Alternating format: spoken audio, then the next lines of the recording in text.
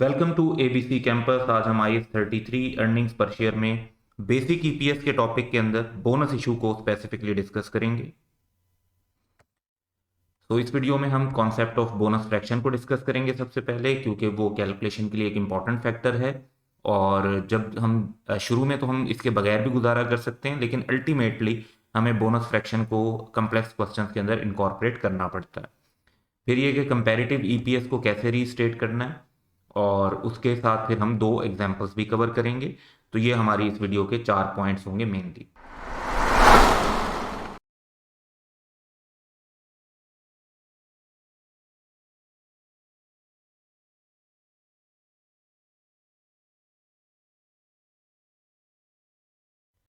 तो सबसे पहले कॉन्सेप्ट ऑफ बोनस फ्रैक्शन की तरफ चलते हैं। बोनस इशू ऑफ शेयर्स को स्क्रिप इशू भी कहते हैं और कैपिटलाइजेशन इशू भी कहते हैं, क्योंकि जब बोनस इशू किया जाता है तो किसी रिजर्व को कैपिटलाइज कर दिया जाता है, यानी कैपिटल बना दिया जाता है। तो इसको अक्सर कैपिटलाइजेशन इशू भी कहते हैं और स्क्रिप इशू भी कहते हैं। और ये इशू ऑफ न्यू शेयर्स है एग्जिस्टिंग शेयर होल्डर्स, यानी जो कंपनी के ऑलरेडी शेयर होल्डर्स हैं उन्हीं को मजीद शेयर दिए जाते हैं उनकी शेयर होल्डिंग के प्रोपोर्शन में। यानी कोई अगर ऑलरेडी 20% शेयर होल्ड करता है शेयर होल्डर, तो जो न्यू शेयर इशू होंगे, बोनस इशू होगा, उसको उन बोनस इशू के शेयर्स का भी 20% शेयर्स मिलेंगे, और ये मिलेंगे फॉर नो कंसिडरेशन। यानी उस शेयर होल्डर को मजीद शेयर सर्टिफिकेट के अगेंस्ट कोई पैसे नहीं देने होंगे। तो फिर बेसिकली अकाउंटिंग एंट्री क्या होती है? जब कैश नहीं आएगा तो शेयर कैपिटल कैसे बढ़ेगा? तो न्यू शेयर्स जो हैं वो क्रिएट होते हैं इक्विटी रिजर्व को कन्वर्ट करने से। यानी हमारी एंट्री होती है कि शेयर प्रीमियम या रिटेन अर्निंग को हम डेबिट कर देते हैं और ऑर्डिनरी शेयर कैपिटल को क्रेडिट कर देते हैं। तो एक तरह से शेयर प्रीमियम और रिटेन अर्निंग कम हो जाते हैं और वो ट्रांसफर हो जाते हैं कम होकर ऑर्डिनरी शेयर कैपिटल में। अब जो मेन पॉइंट है वो ये है कि इस तरीके से बोनस इशू में कंपनी के पास कोई कैश रेज नहीं होता, कंपनी के पास कोई रिसोर्सेज नहीं बढ़ते जिसकी वजह से कंपनी की अर्निंग्स को कोई बूस्ट मिले। यानी बोनस इशू करने से कंपनी के पास कोई एक्स्ट्रा रिसोर्सेज नहीं आते जिससे वो एक्स्ट्रा अर्निंग जनरेट कर सके। इसलिए बोनस इशू को ट्रीट ऐसे किया जाता है जैसे वो ऑलवेज इन इशू हो। ऑलवेज इन इशू यानी कि जैसे ये शेयर हमेशा से इशू हुए हुए थे, हालांकि इशू तो अब हुए हैं, लेकिन ट्रीट ऐसे करना है कि जैसे ये शेयर हमेशा से इशू हुए हुए थे। अब इसका एक कॉन्सेप्ट जो बिल्कुल सिंपल लेवल पर है वो तो ये है कि जितने बोनस शेयर इशू हुए हैं उनको आप अपनी कैलकुलेशन में from the beginning of the comparative period consider कर लें कि जी लास्ट ईयर के स्टार्ट से वो इशू हुए हुए थे, जस्ट ये एज्यूम कर लें। तो ये काम तो हो जाता है जब खाली बोनस इशू का क्वेश्चन करना हो। लेकिन कई ऐसे क्वेश्चंस भी आएंगे जिन्हें जब हम सॉल्व करने लगेंगे तो वहां पर बोनस इशू होगा, फुल मार्केट प्राइस पर भी इशू होगा, और कुछ राइट इशू भी होंगे, कुछ शेयर स्प्लिट वगैरह हो सकते हैं। तो मल्टीपल चीजें हो सकती हैं। तो जब बहुत सारे डिफरेंट इश्यूज होते हैं तो वहां पर खाली बोनस का इम्पैक्ट सही तरीके से लेना प्रैक्टिकली पॉसिबल नहीं रहता। उसके लिए फिर जो तरीकेकार IS 33 ने डिफाइन किया हुआ है उसे हम कहते हैं बोनस इशू फ्रैक्शन या बोनस फ्रैक्शन। तो बोनस फ्रैक्शन फिर हम अप्लाई करते हैं। बोनस फ्रैक्शन बहुत सिंपल सी एक फ्रैक्शन है जो कि पूरा कॉन्सेप्ट अचीव कर लेती है, और ये हम जो आज एग्जांपल्स करेंगे उसके अंदर ये देखेंगे भी सही कि बोनस फ्रैक्शन के थ्रू भी वही इफेक्ट आता है जैसे शेयर हमेशा इन इशू हो। तो बोनस फ्रैक्शन बेसिकली है number of shares in holding after the bonus issue divide by number of shares in holding before the bonus issue. For example, अगर एक कंपनी 1 for 4 बोनस इशू करती है, 1 for 4 का मतलब है कि एक शेयर नया इशू किया जाएगा उस शेयर होल्डर को जिसके पास ऑलरेडी 4 शेयर्स हैं। तो जिसके पास ऑलरेडी 4 शेयर्स हैं उसको एक शेयर और दे दिया जाएगा। तो बोनस फ्रैक्शन हमारी बन जाएगी 5/4, क्योंकि बोनस इशू से पहले जो शेयर थे वो 4 थे और बोनस इशू के बाद जो शेयर हैं वो हो जाएंगे 5। अब कॉन्सेप्ट ये है कि बोनस इशू की वजह से रिसोर्सेज में तो चेंज नहीं आता, लेकिन हमारा ये जो अर्निंग पर शेयर है वो चेंज हो जाती है, क्योंकि हम उसे लेटेस्ट नंबर ऑफ शेयर्स के मुताबिक शो करते हैं। तो अब कंपेरेबिलिटी का एक इशू हो जाता है कि हमने करंट ईयर को तो लेटेस्ट नंबर ऑफ शेयर्स के हिसाब से शो कर दिया, लेकिन हमने लास्ट ईयर की जो ईपीएस है वो तो पुराने नंबर ऑफ शेयर्स पर शो हो रही है। और एक्चुअली अगर आप नोटिस करें तो रिसोर्सेज तो लास्ट ईयर भी उतने ही थे और इस ईयर भी उतने ही है, बोनस इशू की वजह से कोई रिसोर्सेज में तो चेंज नहीं आया। तो अगर करंट ईयर की जो ईपीएस है उसको हमने लेटेस्ट नंबर ऑफ शेयर्स के हिसाब से अपडेट कर दिया है, तो हमें लास्ट ईयर की जो कंपेरेटिव ईपीएस है उसको भी सेम बेसिस पर अपडेट करना चाहिए और उसको रीस्टेट करना पड़ेगा, यानी जो हमने last year EPS financial statement में डिस्क्लोज की होगी वो चेंज हो जाएगी। तो ये दो तरीके से आप इसको अचीव कर सकते हैं। एक तरीकेकार ये है कि लास्ट ईयर की जब दोबारा ईपीएस कैलकुलेट करने लगें तो नंबर ऑफ शेयर्स के साथ मल्टीप्लाई कर दें बोनस इशू फ्रैक्शन को। जैसे फॉर एग्जांपल अगर लास्ट ईयर के शेयर्स जो थे वो थे 100, तो आप 100 इंटू 5/4 कर देंगे बोनस फ्रैक्शन से, तो आपके पास वो वैल्यू बढ़कर आ जाएगी 125 आ जाएगी। दूसरा तरीकाकार ये है, और फिर अर्निंग जो है उसको न्यूमरेटर लेकर डिवाइड करेंगे तो ईपीएस रिवाइज रीस्टेटेड कैलकुलेट हो जाएगी। दूसरा तरीका ये है कि जो लास्ट ईयर की आपके पास कंपैरेटिव ईपीएस ऑलरेडी कैलकुलेट हुई है उसको मल्टीप्लाई कर दें, लेकिन अब रिवर्स बोनस इशू फ्रैक्शन से करें। रिवर्स बोनस इशू फ्रैक्शन क्या होगा कि बोनस फ्रैक्शन अगर 5/4 है तो रिवर्स बोनस फ्रैक्शन क्या है 4/5। तो ये उस क्योंकि जब आप नंबर ऑफ शेयर्स लेते हैं तो वो डिनोमिनेटर में होते हैं, जब आप ईपीएस की बात करते हैं तो वो न्यूमरेटर है, इसलिए जो फ्रैक्शन है वो जाके रिवर्स हो जाएगी जब उससे मल्टीप्लाई करना होगा। अब ये जो पॉइंट्स अभी हमने पढ़े इनको प्रैक्टिकली इंप्लीमेंट करके देखते हैं एग्जांपल्स पर, ताकि इनकी फर्दर अंडरस्टैंडिंग हमारी क्रिएट हो। एग्जाम्पल 1 है कि pink limited has a 31 December financial year end on 1 January 2004 it has 4 million share in issue. तो ये शेयर इन इशू हैं। On 1 July 2005 it made a 1 for 4 bonus issue. There were no share issues और other changes in year 2004 में कोई change नहीं था। 5 में जुलाई में मिड ऑफ द ईयर आकर 1 for 4 का बोनस इशू हुआ है। और बेसिक ईपीएस जो लास्ट ईयर रिपोर्ट की गई थी वो 20 मिलियन की अर्निंग और 4 मिलियन शेयर्स की बेस पर ₹5 की गई थी। Earning attributable to ordinary share holder for the year 2005 is 24 million. Requirement ये है कि हमने बेसिक ईपीएस कैलकुलेट करनी है और कंपैरेटिव भी कैलकुलेट करना है लास्ट ईयर का 2004 के लिए। तो हम जब इसका आंसर बनाएंगे तो बेसिक ईपीएस जब 2005 की कैलकुलेट करनी है तो उसमें हमारे पास अर्निंग तो स्ट्रेट फॉरवर्ड गिवन है 24 मिलियन। नेक्स्ट पॉइंट आएगा नंबर ऑफ शेयर्स का। तो नंबर ऑफ शेयर्स में हम देख रहे हैं कि पहली बात हमें ये अंडरस्टैंड करनी है कि बोनस इशू फ्रैक्शन क्या है। तो 1 for 4 बोनस इशू हुआ है, इसका मतलब है कि अगर पहले 4 शेयर थे तो एक शेयर उनको और इशू होगा, तो 4 + 1 5 हो जाएंगे। अब अगर हम अपने शेयर की कैलकुलेशन करते हैं तो हम देख सकते हैं कि 1 जनवरी से 30 जून तक हमारे पास जो शेयर थे वो हैं 4 मिलियन के।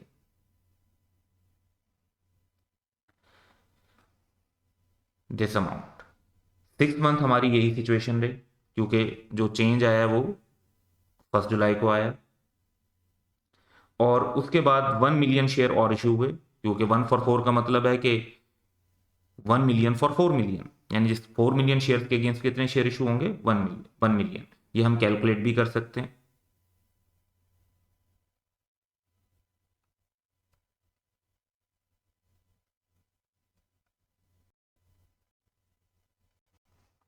तो ये 1 मिलियन शेयर आ गए हमारे पास, और फिर टोटल शेयर हो गए हमारे पास 5 मिलियन, जो कि जुलाई से दिसंबर तक आउटस्टैंडिंग रहे नेक्स्ट 6 मंथ। अब जब आप मुकम्मल शेयर ले चुके होते हैं तो उसके साथ बोनस फ्रैक्शन मल्टीप्लाई नहीं होती, यानी इशू के बाद वाले टाइम के साथ बोनस फ्रैक्शन मल्टीप्लाई नहीं होती। बोनस फ्रैक्शन मल्टीप्लाई होती है इशू से पहले के टाइम के साथ, क्योंकि उनको हमने बढ़ाना होता है। यहां से तो ऑनवर्ड पहले ही फुल शेयर हैं, मैक्सिमम शेयर हैं। तो ये 5/4 जो बोनस फ्रैक्शन हमने ली थी इसको यूज करेंगे। 4 million for 6 month, bonus fraction 5/4, तो उसका 2.5 मिलियन वेटेड एवरेज नंबर आ जाएगा। और अब जो मैक्सिमम शेयर इशू हो चुके हैं 5 मिलियन, तो उसके जब हम 6 मंथ की एवरेज लेंगे तो वो 2.5 मिलियन है। टोटल करेंगे 5 मिलियन नंबर ऑफ शेयर आ जाते हैं, और इसको हम यूज कर लेंगे अपनी बेसिक ईपीएस के डिनोमिनेटर के तौर पर, तो हमारे पास ईपीएस आ जाएगी 4.8 पर शेयर। अच्छा, अब यहाँ पर यह नोटिस करें कि हमने एक लॉन्ग कैलकुलेशन फॉलो की है। हम इसके बजाय एक सिंपल कॉन्सेप्ट फॉलो कर सकते थे, और वो सिंपल कॉन्सेप्ट ये था कि हम ये अज्यूम करते कि ये जो 1 मिलियन शेयर्स हैं ये हमेशा से इन इशू थे। तो फिर वही होता कि हम कहते 4 मिलियन प्लस 1 मिलियन, ये 5 मिलियन शेयर्स बनते हैं, और ये हमेशा से इन इशू थे, तो इनको कंबाइन करें 5 मिलियन बन गया, तो हमें ये सारी कैलकुलेशन करने की ज़रूरत नहीं थी। तो लेकिन बोनस इशू की फ्रैक्शन वहां पर जाकर रेलिवेंट हो जाती है जब हमें ऐसे सिनेरियोज डील करने पड़ेंगे जहां पर बोनस इशू के साथ राइट इशू भी होगा और मल्टीपल इश्यूज होंगे, फेयर मार्केट प्राइस पर भी इशू वगैरह होगा। तो फिर हमें जो बोनस इशू है उसको मजीद जो है फ्रैक्शन के थ्रू ही करना पड़ेगा। इसलिए हमने शुरू से ही जो एग्जाम्पल्स की हैं वो बोनस फ्रैक्शन के साथ ही कर रहे हैं। आल्दो के शॉर्टकट भी यूज किया जा सकता है, ऐसे क्वेश्चन में सिर्फ शॉर्टकट यूज हो सकता है जहां पर आप कहते हो कि जो मजीद कोई इशू नहीं है और एक जो बोनस इशू है सिर्फ हमने उनको कंसीडर करना है, जस्ट बोनस इशूज को, तो फिर तो आप शॉर्टकट यूज कर सकते हैं कि आप जस्ट ये समझ लें कि वो शेयर हमेशा से इन इशू हैं और उनको इंक्लूड कर लें। तो क्वेश्चन की एक रिक्वायरमेंट तो ये थी कि करंट ईयर की ईपीएस कैलकुलेट करनी है। बेसिक ईपीएस वो हमने कैलकुलेट कर दी। अब लास्ट ईयर की ईपीएस कैलकुलेट करने के दो तरीके हैं। एक तो ये है कि हम लास्ट ईयर की अर्निंग्स को फोकस करें, दैट इज 20 मिलियन। तो रीस्टेट करना है हमने, लास्ट ईयर की अर्निंग हमने 20 मिलियन ले ली। अब जो लास्ट ईयर की नंबर ऑफ शेयर्स लेने हैं वो लास्ट ईयर शेयर्स तो 4 मिलियन है, तो इनको भी कंपैरेटिव को भी रीस्टेट करना होगा, तो इनको मल्टीप्लाई कर देंगे बोनस फ्रैक्शन से। 4 मिलियन डिवाइड बाय 5/4, तो हमारे पास लास्ट ईयर की ईपीएस आ जाएगी जो कि पहले रिपोर्ट हुई थी ₹5। अब वो रिपोर्ट होगी ₹4 पर शेयर, क्योंकि नंबर ऑफ शेयर बढ़ गए लास्ट ईयर के भी कंपैरेटिव के हिसाब से। अच्छा, यही जो बेसिक ईपीएस हमने ₹4 पर शेयर कैलकुलेट किया है, इसे एक शॉर्टकट से हम कैलकुलेट कर सकते हैं, और वो तरीकेकार बेसिकली ये है कि आप लास्ट ईयर की ईपीएस ले लें ₹5 पर शेयर, और उसको बोनस फ्रैक्शन से नहीं, बोनस फ्रैक्शन के रिवर्स से मल्टीप्लाई कर दें। यानी बोनस फ्रैक्शन 5/4 है, आप 4/5 से उसे मल्टीप्लाई कर दें, तो आपके पास तब भी आंसर आ जाएगा ₹4 पर शेयर। तो आप इन दोनों में से कोई भी एक मेथड अप्लाई कर सकते हैं। कुछ क्वेश्चंस में लास्ट ईयर की जो अर्निंग्स होती हैं और नंबर ऑफ शेयर्स होते हैं वो गिवन नहीं होते, सिर्फ लास्ट ईयर की ईपीएस गिवन होती है, तो हमें सिर्फ ये सेकंड मेथड ही पॉसिबल होता है कि हम अप्लाई कर सकें। इसलिए दोनों मेथड्स के अंडरस्टैंडिंग होना ज़रूरी है। एग्जाम्पल 2 की तरफ चलते हैं। Red Limited has a 31st December financial year end and had 2 million ordinary shares in issue on 1st January 2002। 2 million ordinary share in issue थे। 31 मार्च 2002 को उन्होंने 500,000 ऑर्डिनरी शेयर इशू किए एट फुल मार्केट प्राइस।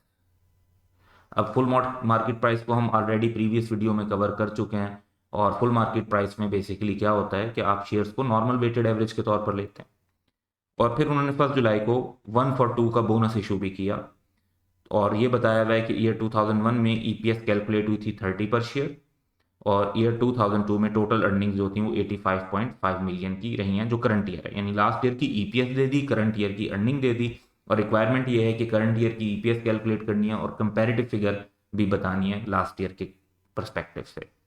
तो जब हम answer बनाएंगे तो हम बेसिक ईपीएस करंट ईयर की रिफ्लेक्ट करने के लिए अगर देखें तो अर्निंग्स तो हमें गिवन है। अब हमें नंबर ऑफ शेयर्स चाहिए। नंबर ऑफ शेयर्स के लिए क्या चाहिए हमें? Bonus fraction. तो बोनस फ्रैक्शन किस तरह कैलकुलेट होगी? 1/2 का बोनस इशू हुआ है। 1/2 का मतलब ये हुआ कि हर वो पर्सन जिसके पास 2 शेयर हैं उसको 1 शेयर और मिलेगा। तो बोनस फ्रैक्शन बन जाएगी 3/2, क्योंकि जिसके पास 2 शेयर थे उसको 1 और मिलेगा, तो 3 हो जाएंगे। 3/2 share after issue divide by shares before issue. तो बोनस फ्रैक्शन आ गई। अब हम अपने शेयर्स की कैलकुलेशन कर लेते हैं। सबसे पहले हम कहते हैं कि जी जो सिचुएशन है, 1 जनवरी को तो शेयर्स 2 मिलियन के थे और ये 31 मार्च तक यही रहे। उसके बाद फुल प्राइस इशू हो गया 31 मार्च को, जिसमें 500,000 ऑर्डिनरी शेयर इशू हुए, और नंबर ऑफ शेयर हो गए जो कि फिर 1 जुलाई से पहले पहले यानी 30 जून तक रहेंगे, दैट वुड बी 2.5 मिलियन। फिर बोनस इशू हो रहा है जो 1 जुलाई को, उसमें 1 for 2 है तो 2.5 मिलियन के अगेंस्ट 1 for 2 का मतलब हो गया कि 1250,000, यानी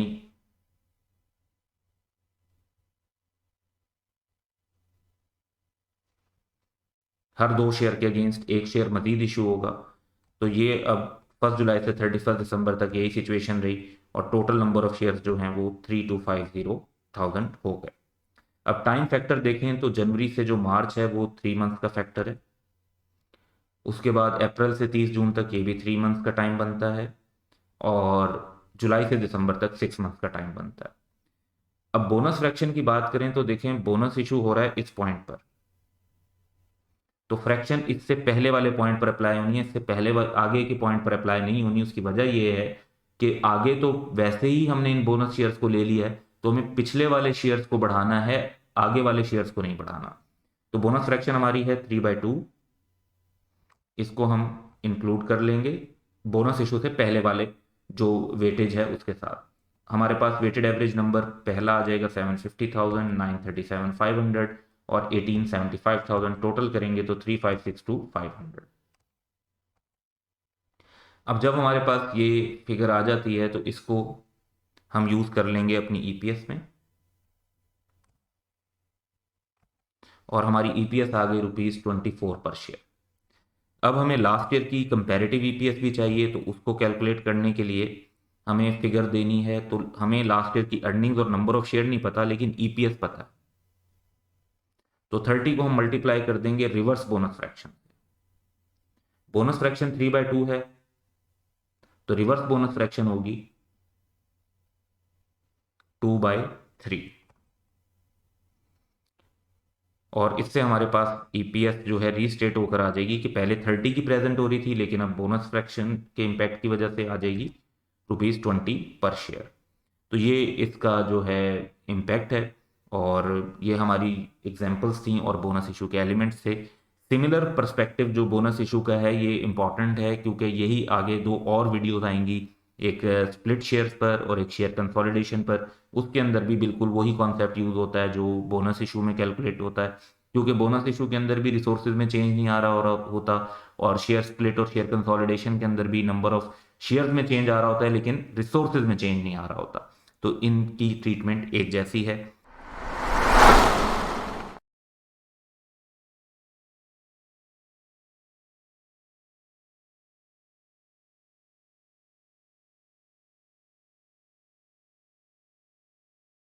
वेलकम टू एबीसी कैंपस। आज हम आइस 33 अर्निंग्स पर शेयर में बेसिक ईपीएस के टॉपिक में स्पेसिफिक टॉपिक डिस्कस करेंगे राइट इशू ऑफ शेयर्स का। और इसमें सबसे पहले हम अगर बेसिक कॉन्सेप्ट पर बात करें तो उन कॉन्सेप्ट पर बात करने के बाद हम चलेंगे और एग्जाम्पल्स भी सॉल्व करेंगे 2, ताकि उस कॉन्सेप्ट की प्रैक्टिकल एप्लीकेशन भी देख सकें। तो सबसे पहली बात तो जो हमें अंडरस्टैंड करनी है वो ये है कि राइट इशू ऑफ शेयर्स होता क्या है। तो राइट इशू ऑफ शेयर्स जो है वो न्यू शेयर्स इशू होते हैं फॉर कैश, यानी इसमें एंटिटी को कैश रिसीव होता है, where the new shares are offered initially to current shareholders in proportion to their existing shareholding। यानी जो कंपनी के एग्जिस्टिंग शेयर होल्डर्स होते हैं उनको उनकी existing proportion of share holding के अंदर ही ये शेयर ऑफर किए जाते हैं, और पहली चॉइस उनके पास होती है, पहला राइट उनका होता है, और इसीलिए इनको राइट शेयर्स कहते हैं। और अगर वो शेयर ले लेते हैं तो ठीक है, और अगर वो अपना ये राइट नहीं लेना चाहते तो फिर वो अपना ये राइट किसी और को सेल भी कर सकते हैं, और अगर वो अपना ये राइट जो है सेल नहीं करते और फॉरगो कर देते हैं तो फिर कंपनी की मैनेजमेंट के पास चॉइस आ जाती है कि वो शेयर्स किसी और को भी अलॉट कर सकती है, या जो रेलिवेंट लीगल रेगुलेशन होता है उसके मुताबिक उन शेयर्स की फर्दर अलॉटमेंट या एलोकेशन होती है।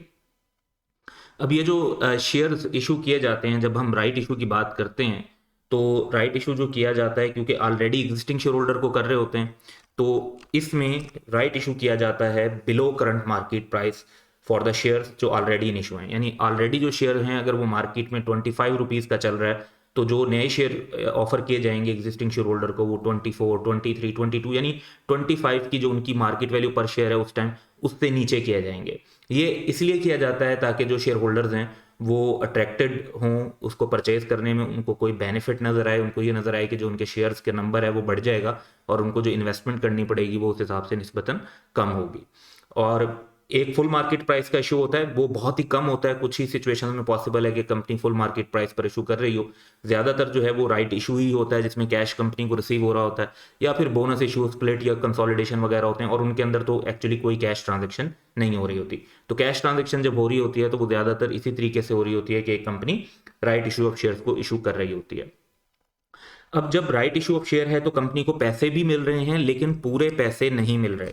अब यहां से एक इशू राइज होता है कि जितने पैसे मिल रहे हैं उस हद तक तो बात ठीक है, लेकिन जितने पैसे नहीं मिल रहे उसका उसके अंदर एक बोनस इंप्लीकेशन है। तो weighted average number of share के अंदर एक बोनस एलिमेंट है जिसको हमें include करना है। अब इस बोनस एलिमेंट को इंक्लूड करने के लिए जिस तरह से हम बोनस इशू की एक फ्रैक्शन लेते हैं, उसी तरीके से हम राइट इशू की भी एक बोनस फ्रैक्शन ले लेते हैं। तो हम चलते हैं और इस जो फ्रैक्शन है उसका फार्मूला देखते हैं।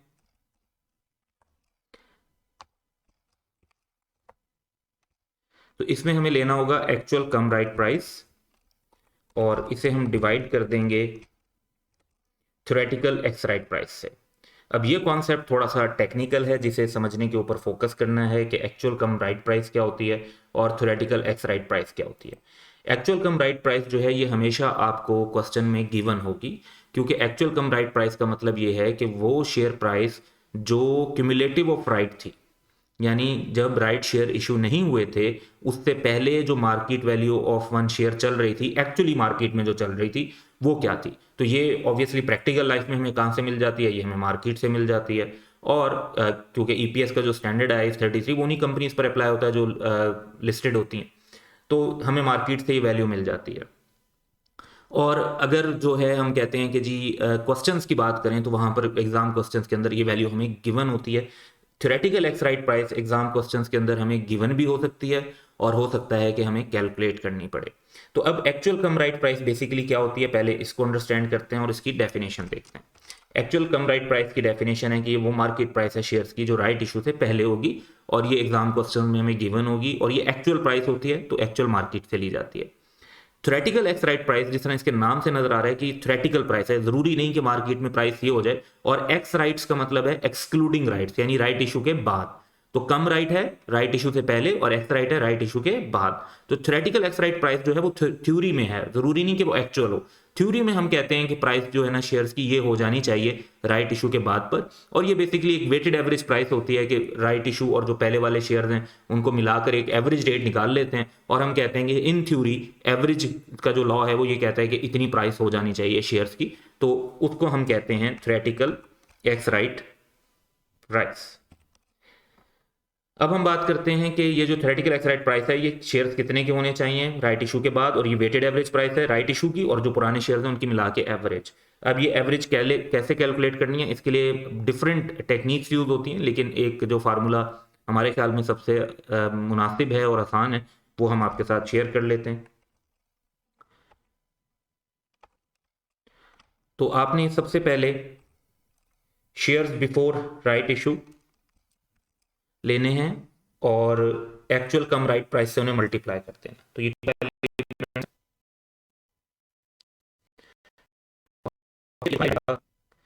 इसको ऐड करना है आपने जो राइट इशू में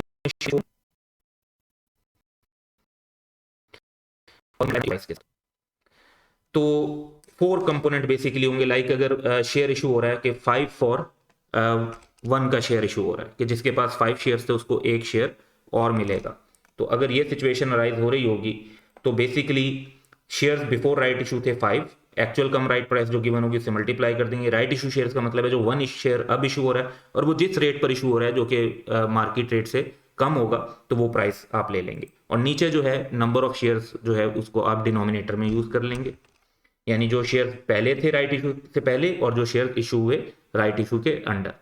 तो ये फार्मूला अभी जब हम एग्जांपल्स करेंगे तो उसके अंदर प्रैक्टिकली भी इसको अप्लाई करते हैं। साथ ही एडिशनल पॉइंट ये है कि कंपैरेटिव ईपीएस के साथ हमने क्या करना है, तो कंपैरेटिव ईपीएस के साथ हमने ये करना है कि उसको भी रीस्टेट करना है, यानी लास्ट ईयर के अगर नंबर ऑफ शेयर्स के साथ अगर आप करेंगे तो राइट इशू की बोनस फ्रैक्शन को आपने मल्टीप्लाई करना है, और अगर लास्ट ईयर की ईपीएस है आपके पास तो रिवर्स जो फ्रैक्शन है उसके साथ आप उसको मल्टीप्लाई करेंगे। तो ये कॉन्सेप्चुअल पॉइंट्स हैं। अब इन्हीं कॉन्सेप्चुअल पॉइंट्स को देखते हुए हम 1 बाय 1 जो है वो अप्लाई करते हैं और एग्जाम्पल सॉल्व करते हैं। सबसे पहले जो हमारे पास एग्जाम्पल 1 है, इसमें ये डाटा है कि peach limited has a 31 December financial year end. ये तो ईयर एंड पता चल गया और कंपनी का नाम पता चल गया। और स्टार्ट ऑफ द ईयर जो 20x2 है उसमें उनके पास 3.6 मिलियन शेयर्स थे। फिर डिटेल बताई हुई है कि उन्होंने जो इशू किया है कि it made a 1-for-4 right issue. तो 1-for-4 राइट इशू का मतलब है कि जिस शेयर होल्डर के पास ऑलरेडी 4 शेयर हैं उसको एक शेयर और मिलेगा, और ये काम हुआ है 1 जून को एट अ प्राइस ऑफ ₹40 पर शेयर। ये इशू प्राइस दे दी कि भाई जो है 40 पर शेयर की प्राइस है। आगे एक्सप्लेनेशन दी हुई है कि after the right issue there will be 1 new share for every 4 shares previously in issue. तो 4 + 1 5 हो जाएंगे। The share price just before the right issue was 50। ये हमारी टोटल अर्निंग्स जो हैं वो 25.125 मिलियन है, और रिपोर्टेड ईपीएस लास्ट ईयर की गिवन है 6.4 पर शेयर। तो क्वेश्चन की रिक्वायरमेंट ये है कि हमने ईपीएस कैलकुलेट करनी है 2002 की, और कंपैरेटिव ईपीएस लास्ट ईयर की, उसके लिए रीस्टेट जो होती है वो कैलकुलेट करनी है। तो अब हम इसके आंसर की तरफ चलते हैं।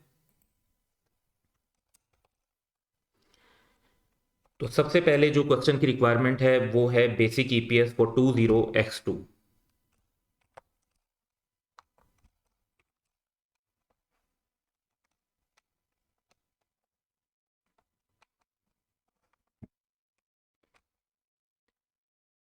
तो इसमें हमारे पास जो अर्निंग्स हैं वो तो ऑलरेडी गिवन है,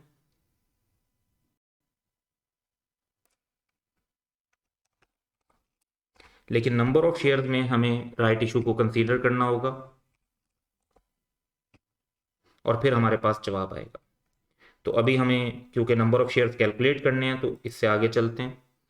फिर हमें जो लास्ट ईयर की ईपीएस भी कैलकुलेट करनी है, जो कि रीस्टेट करके कैलकुलेट करनी है।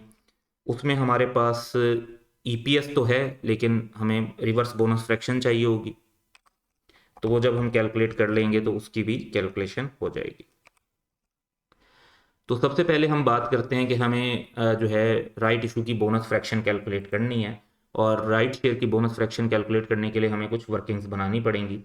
तो वर्किंग्स बनाते हैं। पहली जो इशू है कि हमें एक्चुअल कम राइट प्राइस तो गिवन है, वो है 50, लेकिन हमारे पास थ्योरेटिकल एक्स राइट प्राइस नहीं है, और ये दोनों चाहिए होती हैं, तो अब हमें फ्रैक्शन पता चलती है। तो हम सबसे पहले चलते हैं theoretical x right price calculate करने की तरफ। तो जिस तरह हमने फार्मूला देखा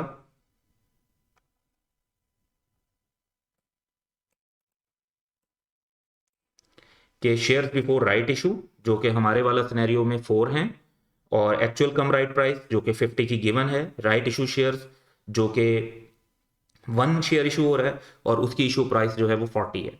तो और डिनोमिनेटर में जो है ना, पहले 4 शेयर्स थे, एक और इशू हो रहा है, तो 4 + 1 5 हो जाएंगे। तो अकॉर्डिंगली हम फिगर्स को मेंशन कर देते हैं।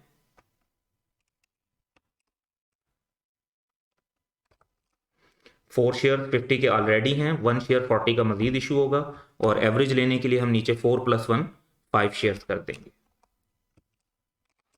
तो हमारे पास थ्योरेटिकल एक्स राइट प्राइस आ जाएगी, जो कि वेटेड एवरेज प्राइस है शेयर जो ऑलरेडी थे और जो राइट इशू वाले शेयर हैं,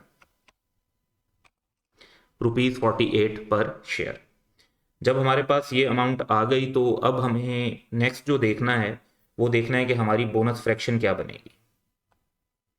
अच्छा, बोनस फ्रैक्शन जो बनेगी उससे पहले एक कॉन्सेप्ट ये भी है कि ये ईपीएस अगर टोटल नंबर ऑफ शेयर्स पर कैलकुलेट करें, या जिस तरह से हमने एक सिंपल कैलकुलेशन कर ली है इस पर करें, तो दोनों में क्या फ़र्क पड़ता है। तो अगर आप देखें तो पहले आपके पास जो शेयर्स हैं वो 3.6 में, और 1/4 का शेयर इशू हो रहा है, तो इसका मतलब है 3.6 मिलियन का 1/4 दैट इज 0.9 मिलियन शेयर्स मजीद इशू होंगे। तो सेम कैलकुलेशन अगर हम अल्टरनेटिवली करते हैं और फुल शेयर ले लेते हैं, यानी 3.6 मिलियन शेयर्स पूरे ले लेते हैं, तो 50 से मल्टीप्लाई करेंगे, 0.9 मिलियन जो है वो 40 से जो इशू नहीं हो रहे हैं, और नीचे दोनों शेयर्स की जो है वो हम एवरेज ले लेंगे। एवरेज के लिए डिनोमिनेटर ले लेंगे, टोटल नंबर ऑफ शेयर 3.6 पहले थे, 0.9 मिलियन और इशू होंगे, तो 4.5 मिलियन हो जाएंगे। तो तब भी हमारे पास जो जवाब है वो 48 पर शेयर का ही आता है। यानी आप एक सिंगल पर्सपेक्टिव से कैलकुलेट कर लें या ओवरऑल पर कैलकुलेट कर लें, जो पर शेयर एवरेज आएगी वो सेम ही आएगी। अब हम देखते हैं कि जी हमारा जो फ्रैक्शन का फार्मूला है वो क्या है। तो फ्रैक्शन का फार्मूला है actual come right price divide by theoretical x right price. So actual come right price तो हमें ऑलरेडी 50 की गिवन है और 48 की हमने theoretical x right price calculate कर ली है। तो सिंपली हमारे पास राइट इशू की बोनस फ्रैक्शन आ जाती है 50/48। तो 50 की वैल्यू गिवन थी, 48 की हमने खुद कैलकुलेट कर ली। और अब हम जो है weighted average number of shares calculate कर सकते हैं।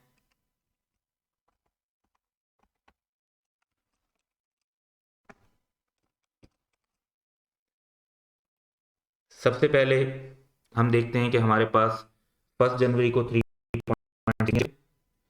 फिर जो हमने शेयर इशू किए हैं वो 1 जून 20x2 को हुए हैं, यानी मई तक सिचुएशन जो थी 3.6 मिलियन शेयर्स की थी। जो मजीद 1/4 यानी 0.9 मिलियन शेयर्स इशू हैं वो 1 जून को हुए हैं और फिर 1 जून से 31 दिसंबर तक यही पोजीशन रही है। तो अकॉर्डिंगली हम अपनी वर्किंग डेवलप कर लेंगे 1 जनवरी टू 31 में। उसके बाद जो राइट इशू हुआ है वो 1 जून को हुआ है और फिर 1 जून से लेके 31 दिसंबर। तो फर्स्ट 5 मंथ जो हमारे शेयर आउटस्टैंडिंग थे वो थे 3.6 मिलियन।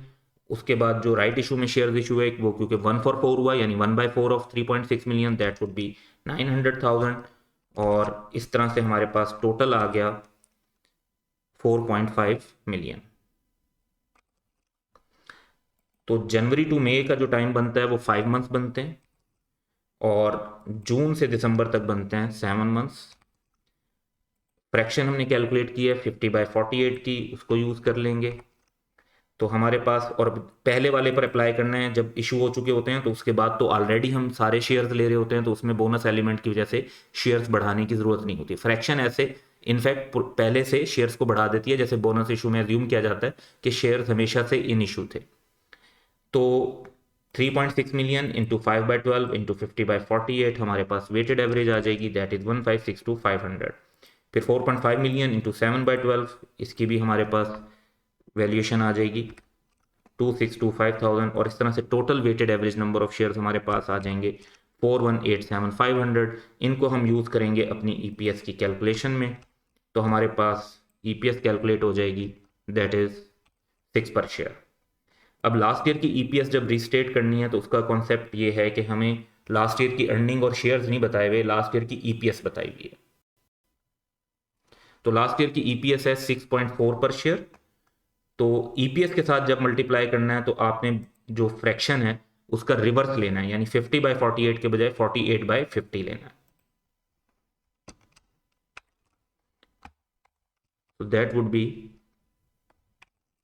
6.14 पर शेयर।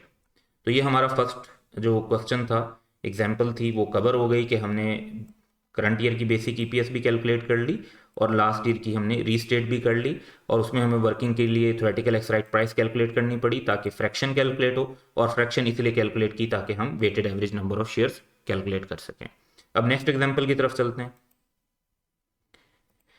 तो इस क्वेश्चन में डाटा है कि grief limited has a 31 December financial year and it had 3 million ordinary shares in issue on 1 January 20x7। तो ये जो रिक्वायरमेंट अगर देखें तो 20x7 हमारा करंट ईयर है और 20x6 जो है वो हमारा कंपैरेटिव ईयर है।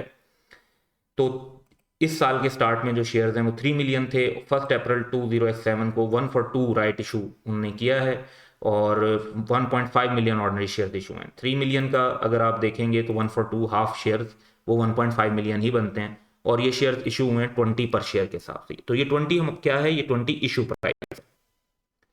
The market price of shares prior to the right issue was ₹50। ये ₹50 जो राइट इशू होने से पहले की प्राइस है, ये है जिसे हम कहते हैं एक्चुअल कम राइट प्राइस। उसके बाद जो इशू हुआ है, एक तो फुल मार्केट प्राइस का इशू हुआ है जो कि 1 अगस्त 20x7 को हुआ है। उसके बाद जो है टोटल अर्निंग्स जो हैं वो 1,7468,750 हैं। तो एक पहले राइट इशू हुआ, उसके बाद फुल मार्केट प्राइस का इशू भी हुआ।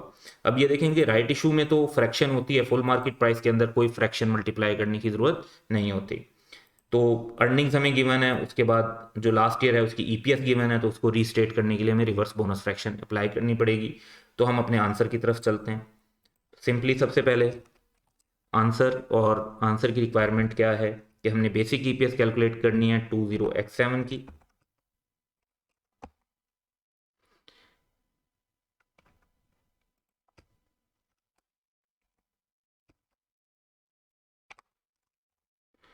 तो हमारे पास अर्निंग्स ऑलरेडी गिवन है 17468,750 की, ये हम लिख लेंगे। हमें नंबर ऑफ शेयर्स चाहिए ताकि हम उसके बाद ईपीएस कैलकुलेट कर सकें, तो वो बाद में हम करते हैं। अब हमें बेसिक ईपीएस जो है वो लास्ट ईयर की भी लेनी है।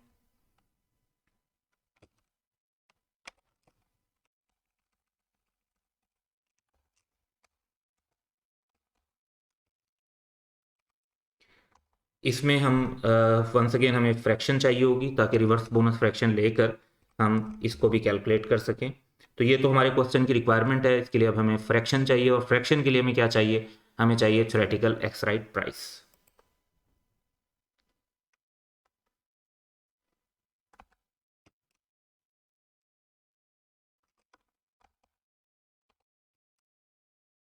तो वर्किंग्स बना लेते हैं।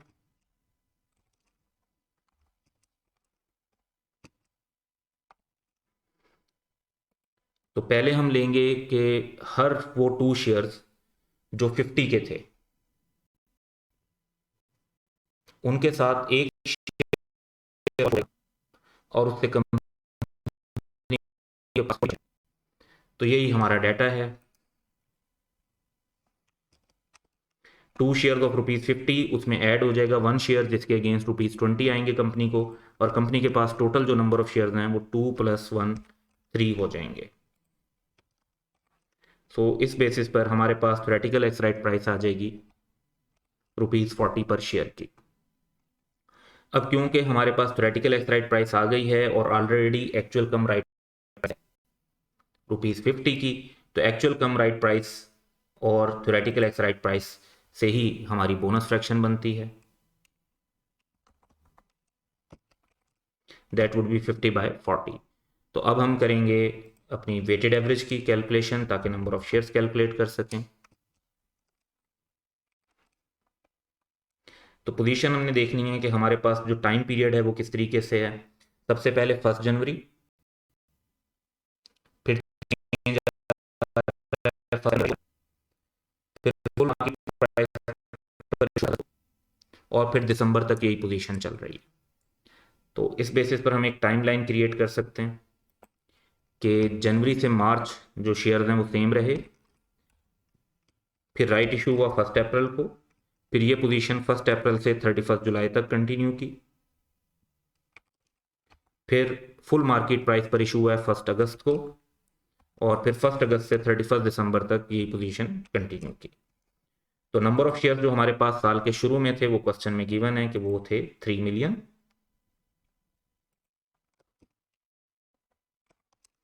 जो राइट इशू में शेयर हुए हैं वो भी नंबर में भी बताए हुए हैं कि 1.5 मिलियन है, और ये भी बताया हुआ है कि 1/2 है। तो 3 मिलियन का 1/2 यानी हाफ बनेगा 1.5 million.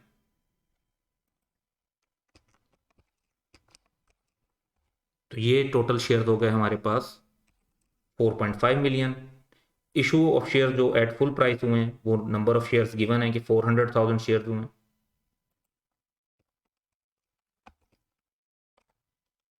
Total number of share हो गए 4.9 मिलियन। तो टाइम फैक्टर अगर देखें तो 1 जनवरी टू 31 मार्च हमारे बनते हैं 3/12, 1 अप्रैल टू 31 जुलाई बनते हैं हमारे 4/4 मंथ बनते हैं, और अगस्त से दिसंबर तक हमारे बनते हैं 5 मंथ। अब फ्रैक्शन जो है वो राइट इशू इस पॉइंट पर हो रहा है, और फ्रैक्शन सिर्फ इससे पहले वाले टाइम पर अप्लाई होगी। फ्रैक्शन हमारे कैलकुलेट हो चुकी है ऑलरेडी, दैट इज 50/40। सो हम वेटेड एवरेज ले लेंगे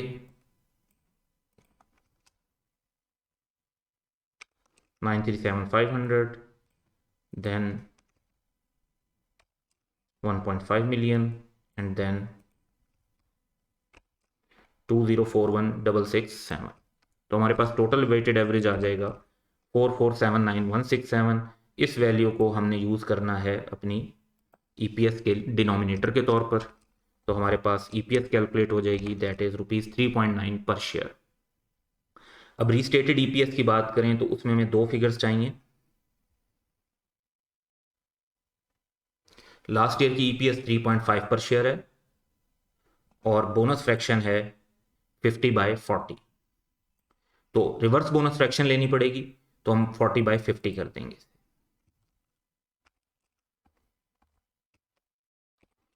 तो रिवाइज्ड रीस्टेटेड ईपीएस जो होगी लास्ट ईयर की, वो हमारे पास आ जाएगी 2.8 पर शेयर। तो ये हमारी सेकेंड एग्जांपल थी जिसमें हमने राइट इशू के साथ फुल मार्केट इशू को भी कंसीडर किया, दोनों मिक्स करके देखे कि वो उसके साथ क्या इम्पैक्ट होता है। तो देखें, फुल मार्केट इशू का कोई इम्पैक्ट नहीं है, उसकी कोई फ्रैक्शन का लेने का फ़ायदा नहीं है। और इनफैक्ट अगर आप फुल प्राइस वाले का फ्रैक्शन ले भी लेंगे तो उसका नेट इफेक्ट ज़ीरो होगा, क्योंकि उसका जिस तरह से अगर हम यहाँ पर एज्यूम कर लें, आप अगर एजम्पशन लेकर चलेंगे लेट्स से कि इस टाइम पर जो शेयर की प्राइस थी वो 50 थी और नया शेयर भी 50 का इशू हुआ है, तो जब आप 50/50 करेंगे तो एक्चुअल कम राइट प्राइस भी वही होगी और थ्योरेटिकल एक्स राइट प्राइस भी वही होगी। और जब दोनों प्राइसेस सेम होंगी तो इसका मतलब है कि जो उससे नंबर ऑफ शेयर्स के ऊपर कोई फर्क नहीं पड़ेगा, क्योंकि फैक्टर होगा 50/50, that would be equal to 1। So ये हमारा सेकंड क्वेश्चन था और दो क्वेश्चन के साथ हमारे कॉन्सेप्ट कंप्लीट हो गए। And that's all for today. Have a good day.